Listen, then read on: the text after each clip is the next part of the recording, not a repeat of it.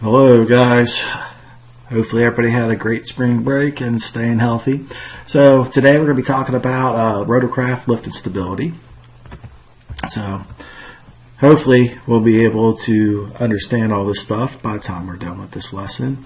Explain how a helicopter flight controls operate and affect the helicopter's movement. That's something we've been discussing, how that actually works in class. Been questions about that. So how the helicopter design compensates for issues involving lift and stability, and how helicopter rotor systems operate and compensate for aerodynamic effects. So, hopefully you guys are thinking about, what actually creates the lift and, how are these surfaces different from airplane wings and how they're similar. So one of the things that I was thinking of was that, we talked about how crucial velocity is in the lift equation. And since rotor blades have much less surface area than the wings, they must move way faster in order to create enough lift. So that was one of the things I was thinking about with this. So hopefully you thought of a couple other things and shouted them at your computer while you're watching this video. So like airplanes, helicopters use airfoils to produce lift. But unlike airplanes, the airfoils take the form of rotating rotor blades instead of the wings. So typical helicopters contain airfoils that include both main rotor blades, which are the ones on top of the helicopter, and the tail rotor blades. If a rotor blade is examined in cross-section, it resembles an airplane wing. So hopefully you remember thinking back to how the wings are made up. The blades also have a leading edge and a trailing edge, and there's a chord line that's intersecting the leading and trailing edges of the airfoil. So air is moved past the blades in the helicopter's rotor system through mechanically powered rotation. This power rotation provides the lift and the thrust. So, a helicopter's rotor system is comprised of several basic parts. The hub, which is located on the mast at the top of the helicopter, serves as the center point and attachment point for the rotor, or the root of the blade. The root is the inner end of the blade and attaches to the hub, while the tip is the section of the blade located furthest from the hub. Alright, so hopefully you guys remember that relative wind is defined as the airflow relative to an airfoil and is created by movement of an airfoil through the air. So in the rotary wing aircraft, this relative wind is created by the rotation of rotor blades as they turn around about the mast, and it's termed the rotational relative wind. So rotational relative wind flows opposite the airfoil's flight path and is constantly changing direction as the rotor blades rotate. So hopefully you're thinking back to when we talked about the rotation of airplane propellers back in Unit 4. In that lesson, we learned that the speed at which the propeller blades move through the air varies along its length, with the blade moving slowest closest to the propeller hub and fastest at the tip. So the same is true for the rotor blade. So as a result, the velocity of rotational relative wind is highest at the tips of the rotor blades, and it decreases to zero at the center of the mast. So it is rotational relative wind that is used to generate lift. As the rotor blades spin, air is accelerated over each blade and projected downward. The downward flow of air, which exists any time that the helicopter is producing lift, is called induced flow. Alright, so hopefully you read the heading of this, angle of incidence, and you're thinking about, it sounds like angle of attack. So hopefully you guys remember that the angle of attack is defined as the angle between the airfoil chord and its direction of motion relative to the air. So it's an aerodynamic angle. Angle of incidence is the angle between the blade chord line and the rotor hub. It is a mechanical angle rather than an aerodynamic angle, and is sometimes referred to as blade pitch angle. So if a helicopter's blades are positioned at a flat pitch, no lift will be produced. So the air will leave the trailing edge in the same direction as it meets with the leading edge. So as the angle of incidence is increased, both induced flow and lift will be created. Rotational relative wind modified by induced flow is called resultant relative wind. So let's get into some helicopter controls here. So a device called a swash plate modifies the pitch of the helicopter's rotor blades, so either collectively or individually. When the swash plate is used to increase or decrease the pitch angle, and hence the angle of attack, the rotor system as a whole, the helicopter will either climb or descend. This type of maneuver is accomplished when a pilot raises or lowers the collective. So the collective is a control located to the left of the pilot seat and is operated by the pilot's left hand. So when the collective is raised, there is a simultaneous and equal increase in the pitch angle of all the main rotor blades. When the collective is lowered, they all decrease pitch angle of the rotor blades. All right, so another control called a cyclic can be used to manipulate the swash plate in a way that will alter the pitch of individual rotor blades. So cyclic maneuvers tilt the arc of the main rotor, which in turn tilts the lift vector and allows the pilot to control the aircraft in pitch and in roll. So in other words, the cyclic allows the pilot to fly the helicopter in any direction, forward, rearward, left, or right. So the cyclic is usually located between the pilot's legs and is manipulated with the right hand. So hopefully you guys have played with gyroscopes before. If not, just do a quick Google search for a gyroscope toy, and you can watch a short video, but I think everybody knows what they are. So both propellers and gyroscopes experience precession. When a force attempts to tilt the plane of rotation, the resulting effect is applied 90 degrees ahead of and in the direction of the rotation. So the swash plate creates an action on the rotor disc 90 degrees prior to that input by the pilot. Right, so as a helicopter begins to gain airspeed in any direction, the helicopter will have at least one blade that is advancing and one blade that is retreating. I think that's pretty self-explanatory from looking at the diagram up there. The advancing blade is the blade that is moving in the same direction as the helicopter, while the retreating blade is the blade moving in the opposite direction. So regardless of the direction the helicopter is moving, forward, side, or rearward, the velocity of the relative wind will be different for the advancing and retreating blades. So the relative wind encountered by the advancing blade will be increased by the speed of the helicopter, while the relative wind encountered by the retreating blade will be decreased by the same amount. So as a result, the advancing rotor blade can produce more lift than the retreating blade.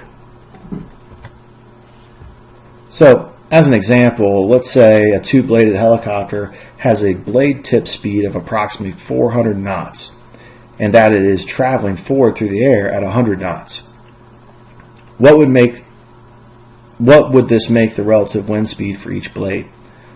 So the advancing blade would be 500 knots. The speed of the blade plus the helicopter speed through the air, but the retreating blade would meet a relative wind of 300 knots since the helicopter's forward speed would be subtracted. Pretty easy math there. So this difference of speed, the advancing and retreating blades, causes a dissymmetry of lift. So to compensate for the dissymmetry of lift, a helicopter's blades are allowed to flap or move up and down as they rotate around the mass. Because the advancing blade of a helicopter has more lift than the retreating blade due to its higher velocity, it will flap upward as it travels from the rear of the helicopter to its 3 o'clock position. This upward motion through the air causes the blade to experience a lower angle of attack than that of the retreating blade, which is flapping downward, hence meeting the relative wind at a greater angle. So the flapping motion changes the coefficient of lift as the blades rotate. So there's the coefficient of lift equation again. So let's check out these two videos so we can actually see the blade flapping and the dissymmetry of lift.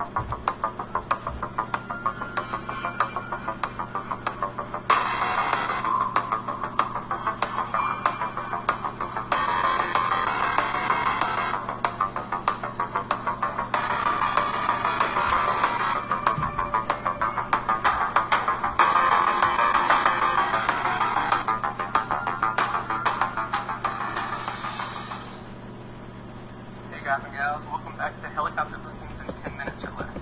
This is Jacob and thanks for tuning in. What I'll be going over today is how rotor systems compensate for dissymmetry of lift. Now, if you haven't seen my video explaining asymmetry of lift, I'd recommend watching that video first. I'll put the link to that video in the description of this one. So for a quick summary, symmetry of lift is the difference in lift that exists between the advancing side and the retreating side of the rotor disc. If the symmetry of lift were allowed to continue without compensation, there'd be no way to maintain forward flight. The advancing side would continue to produce more lift than the retreating side and cause a constant roll to the left. Luckily, helicopters are designed to compensate for this using blade flapping and cyclic feathering. These allow the pilot to reduce some of the lift to the advancing side while simultaneously increasing the lift to the retreating side. So what does that look like? Well, we have the same setup as we have for all of our other diagrams, a counterclockwise turning rotor system and the helicopter transitioning into forward flight. Now we'll have cross sections of the blade in their respective field of travel. On the advancing side of the blade, as the blade advances into the relative wind, the amount of relative wind that's hitting the blade is increasing, it's speeding up.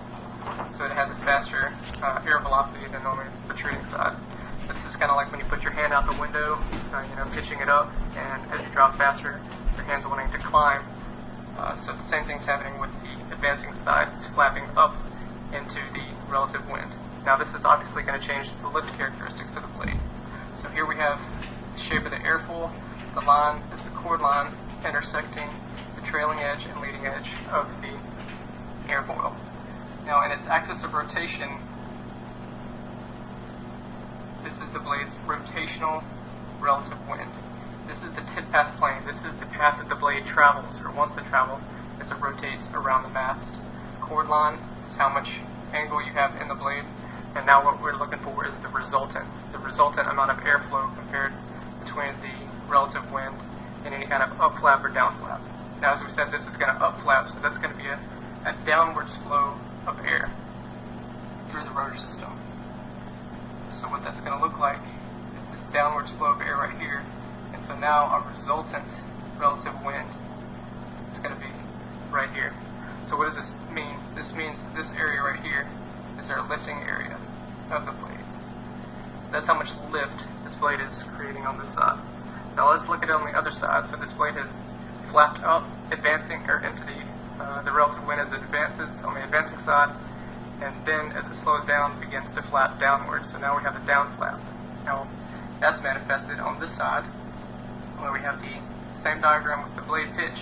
We have our rotational relative wind, the path that it takes as it travels around the mast, and now we have the down flap, or an upflow of air. So that is looking depicted like this. Down flap, the upflow of air, giving us a resultant down here. A resultant relative wind. The resultant is the difference in between the relative wind and the induced flow, or the amount of upflow or downflow of air in the rotor system. Now this is changing our angle of attack, just like it did in over here, and so now our lifting area is this region. So that downflow has increased the angle of attack. It's increased our amount of lift generated on this side of the blade. So if you look at the nose and the tail, this is going to be relatively the same on both forward and aft portions of the blade. But now we have a clear difference in lift. We're compensating for that dissymmetry of lift by just having the blades flapping up and flapping down.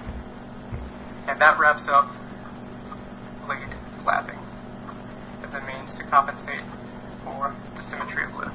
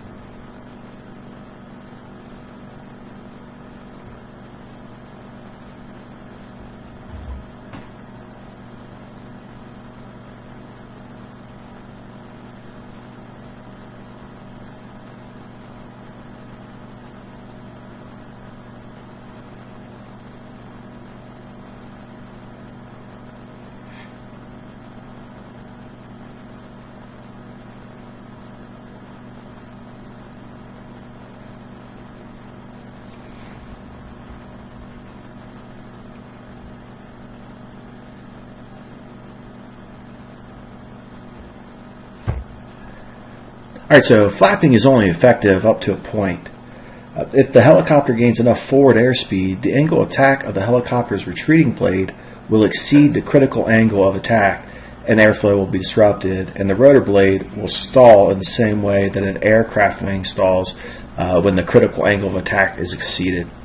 So this type of stall is termed retreating blade stall, and is a major factor in limiting a helicopter's never exceeded speed.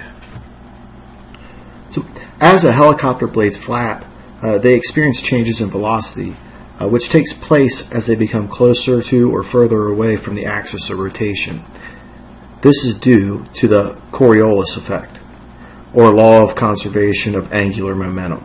So angular momentum is the movement of inertia, mass times distance from the center of rotation squared, represented by L multiplied by the speed of rotation. So you can see your equation there, formula.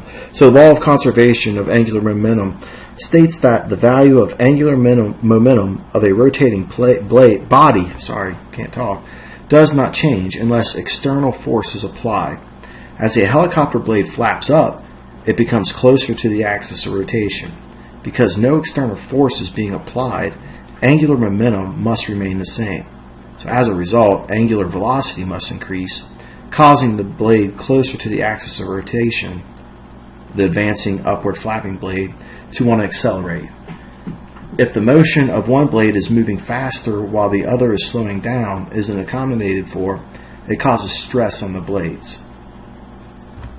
Through years of tireless training, skaters must learn to understand and use angular momentum to become the best in their sport. Angular momentum is the product of a skater's moment of inertia and angular velocity and is represented by the letter L. When the skater is rotating with no net external torque acting on her, angular momentum is conserved. With her arms and leg outward, she increases her moment of inertia, which reduces her angular velocity. As she pulls her arms and leg inward, she is able to spin faster since her angular velocity increases while her moment of inertia decreases. And this is how skaters become champions. So there are three types of rotor systems that are used on helicopters: rigid, semi-rigid, and fully articulated. These systems each find different ways to accommodate for the dissymmetry of lift and the Coriolis effect. So rigid is the least complex type, where rigid blades are allowed to feather to change their angle of incidence. Feathering means the changing of the pitch angle of the rotor blades. Dissymmetry of lift and Coriolis effect both place stresses on this type of rotor system. So the semi-rigid, so it also has the feathering capability.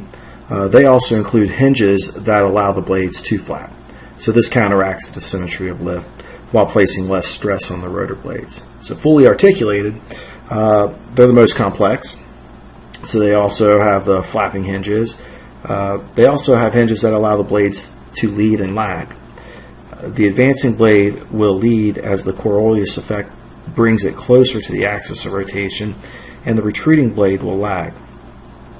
So this, again, produces less stress. Hey, and welcome back to Helicopter Lessons in 10 Minutes or Less. It's Jacob here, and this video's topic covers the types of rotor systems.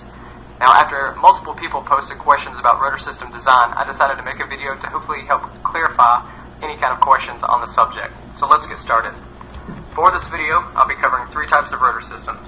First one being a rigid system. Next one being a semi-rigid system.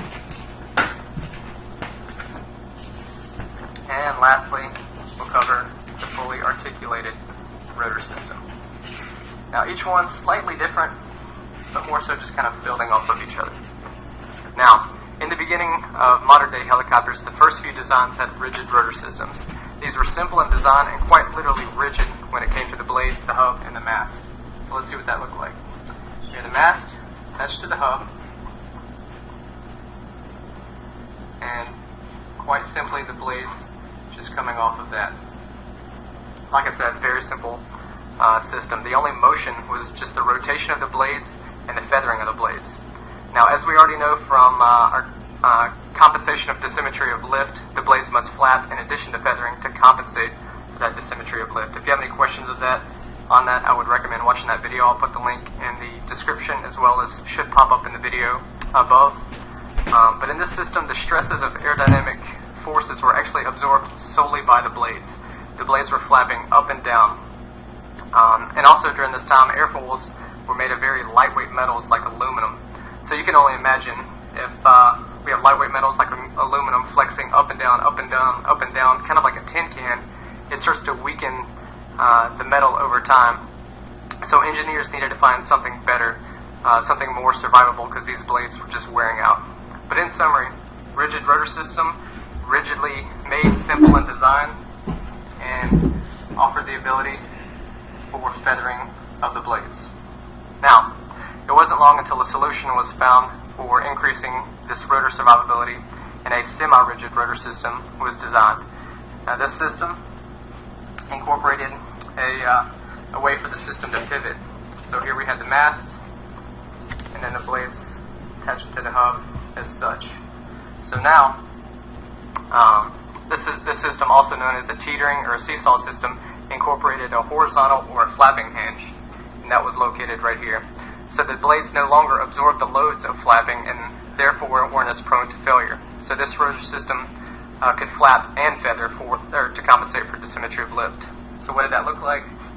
Let's say you wanted to put some kind of cyclic input, the entire system would rock along that horizontal or that flapping hinge, and allow the rotor system to absorb the stressors of flight instead of the blade bending up and down, putting the strain on the blade.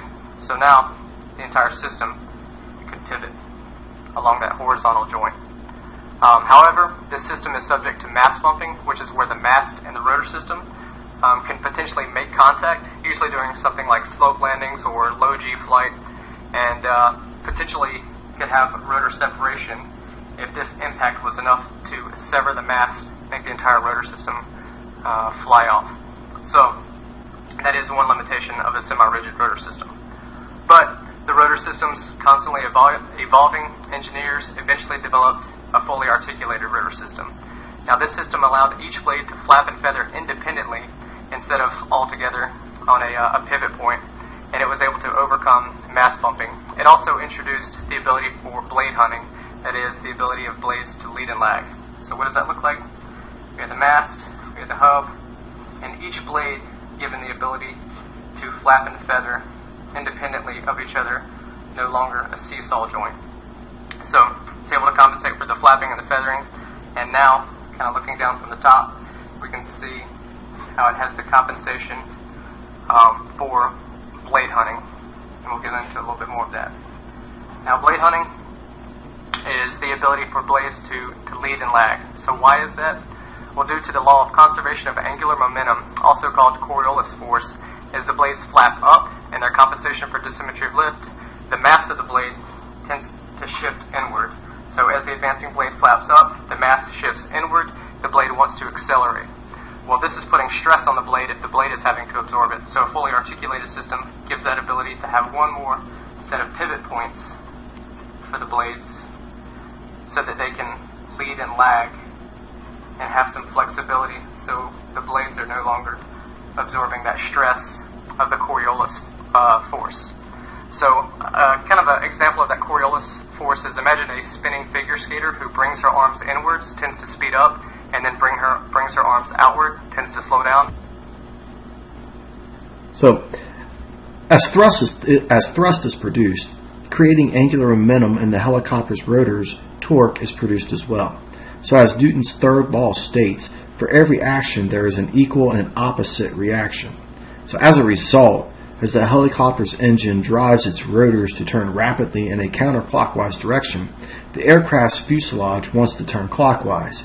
To counteract this tendency, most helicopters have a tail rotor, which provides thrust opposite in the direction that the aircraft is inclined to turn. Some of this thrust applies force to the fuselage that causes the helicopter to drift laterally in the same direction. A helicopter has a tendency to move in the direction of its tail rotor thrust. So this is because the tail rotor is acting in the same way as an airplane propeller and pulling the helicopter to the side. This sideward movement is called translating tendency. So both helicopter lift and stability change depending on whether a helicopter is in a hover or directional flight. So for this reason, we will look at both phases of flight separately.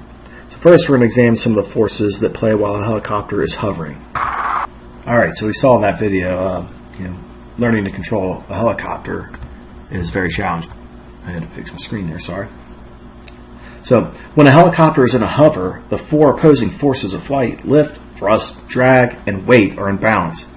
Because thrust and drag are equal to lift and weight, the helicopter remains stationary. The altitude at which the helicopter hovers can be changed by altering the angle of incidence of its blades. So for this helicopter to gain altitude, the angle of incidence must be increased using the collective. So think about what happens when that occurs, and you can see up there.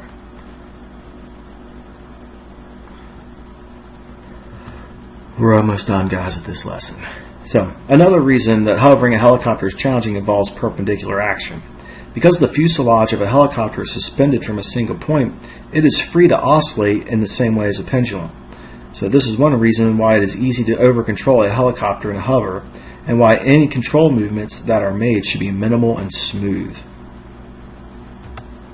So also, when hovering, a pilot must keep a helicopter's natural weathercock stability in mind. So weathercock stability refers to the helicopter's tendency to weather vane into the relative wind. So if a tailwind is present, blowing from 120 degrees to 240 degrees behind the helicopter, an unaccommodated and rapidly accelerating yaw can occur. So in order to avoid the onset of this condition, it is vital that a pilot maintain positive control of the yaw rate when in tailwind conditions. Action. And you can see that in this video. Anytime that they're out there, as it starts to move, it'll start swinging. It'll go forward, and then it swings backwards. Maybe it goes to the left, and then it goes to the right. That is what we call pendular action. And that is a normal thing that you're going to go through when you're learning to fly these things. Is you're going to just be swinging that aircraft, swinging left, swinging right, swinging forward, swinging back. So there's a little insight in what it takes to learn to hover. Alright, so hopefully you guys remember that stability can be classified as either static or dynamic. Static stability describes the initial tendency of an aircraft to return to equilibrium following a disturbance. So if an aircraft is disturbed from its original position following the disturbance, it returns to that position on its own. So it's called statically stable. So if it continues in the direction of the displacement, it is said to be statically unstable. So dynamic stability describes the aircraft's amplitude over time after it has been disturbed from equilibrium. So if the disturbance causes oscillations that diminish over time, the aircraft is dynamically stable. If the oscillations gain amplitude over time, it's considered dynamically unstable. So a hovering helicopter is statically stable if it is disturbed by a gust of wind, and it will return to its original position. It will overshoot this position, however, and continue to oscillate with greater amplitude over time if it is not corrected. This is because helicopters are dynamically unstable in hover. So what happens to lift and stability when a helicopter accelerates from a hover and begins directional flight? So in the last session we discussed the effects of the symmetry of lift. So another effect that plays a role in changing lift as a helicopter accelerates is called transitional lift. So transitional lift refers to the improved rotor efficiency that takes place as a helicopter begins directional flight. So the efficiency of a helicopter's rotor system becomes greater with each knot of additional directional airspeed. So why is that? So as it moves through the air, the wind it encounters becomes more horizontal, and as a result, induced flow is decreased. Turbulent vortices created by the helicopter's rotor blades are left behind, and both the main rotor and tail rotor become more aerodynamically efficient. As the air moves horizontally through the rotor system, the angle of attack becomes greater, and as a result, the angle of incidence or pitch angle of the blades can be reduced. So the stability of a helicopter in forward flight varies from its stability in a hover. As in a hover, a helicopter in forward flight is statically stable and will return to its original position if disturbed. Also, like in a hover, a helicopter is dynamically unstable in pitch and roll. So if oscillations are allowed to begin and either of these axes are not corrected, the amplitude will continue to increase over time. Yaw, however, is different. So in forward flight, a helicopter becomes dynamically stable in yaw because it has a tendency to weather vane into the relative wind. This, along with the streamlining effect that the wind has, causes oscillations in the yaw axis to diminish over time. All right, we made it through. So I'll have the assignment listed below this video. Have a great day, guys.